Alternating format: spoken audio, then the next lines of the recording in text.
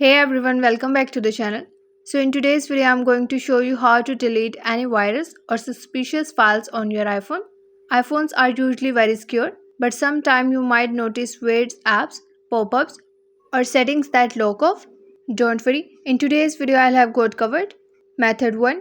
Delete any suspicious app. First, check your home screen carefully. If you see an app that you don't recognize or one you are sure you never installed, just delete it. Tap and hold on the app icon until a menu shows up. Then tap Remove App. Now tap Delete App. Method 2. Remove website data. Sometimes viruses hide in website data. If you want to clear that but still keep your browsing history, open Settings app. Scroll all the way down and tap on Apps. Scroll down and tap on Safari. Now scroll all the way down and tap on Advanced. Then tap Website Data.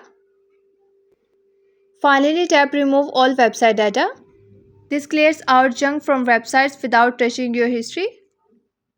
Method 3. Delete unnecessary files. Open the File app. Look in both iCloud Drive and on my iPhone, especially under Downloads. If you find files you don't recognize, press and hold, then tap Delete. After that, go to Recently Deleted folder, select everything, and delete permanently. Method 4. Remove unknown profiles or VPNs. Open Settings app. Tap General. Scroll all the way down and tap on VPN and Device Management.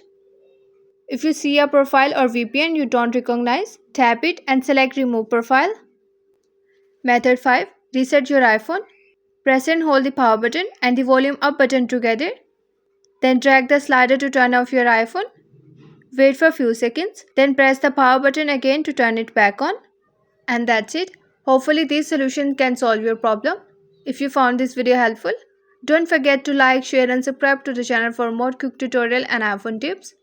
Thanks for watching and I'll see you in the next one.